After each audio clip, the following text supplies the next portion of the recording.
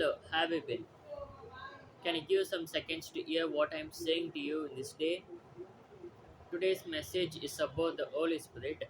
The verse that is taken to meditate on it comes from the book of 2 Corinthians, chapter 3, verse 17. The book of 2 Corinthians, chapter 3, verse 17. Now the Lord is the Spirit, and where the Spirit of the Lord is, there is liberty. This verse helps us to understand the characteristics of Holy Spirit. As the Christians, we all know about the form of Trinity, Father, Son, and the Holy Spirit. We know about the Father well, and we know about the Son, Jesus Christ well. But when it comes to the Holy Spirit, we can certainly depict his true characteristics, like some members guess him just in the Trinity form, like Jesus in the human flesh, and some depict him as the Holy Dove. But this verse states that he is the Lord. The Bible talks about the three kind of periods. The first period began from the very age of the creation where Adam is created.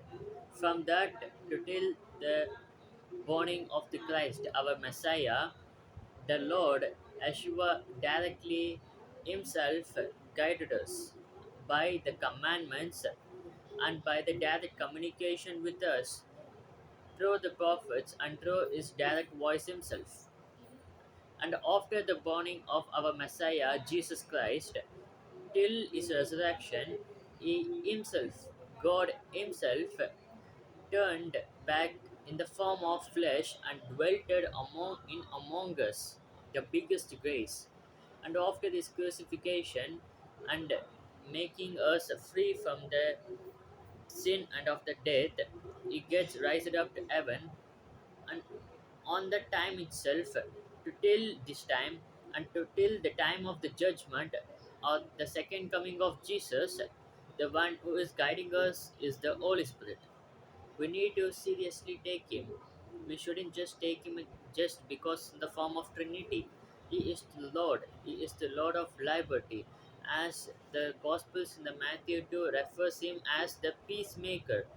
We need to obey him because he came and dwelt in among us to make us focus on Christ.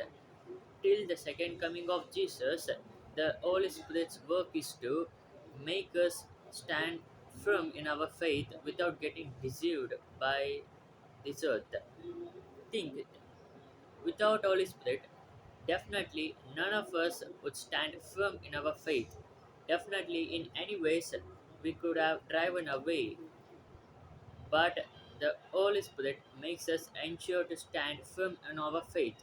So we need to take Him seriously both in our actions and in our thoughts. We need to obey Him.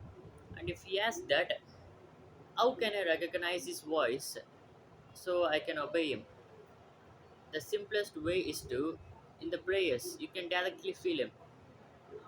There is more possibility to feel the presence of the Holy Spirit. Just ask with God to fill you with the Lord Holy Spirit. That's all I want to say you in this day.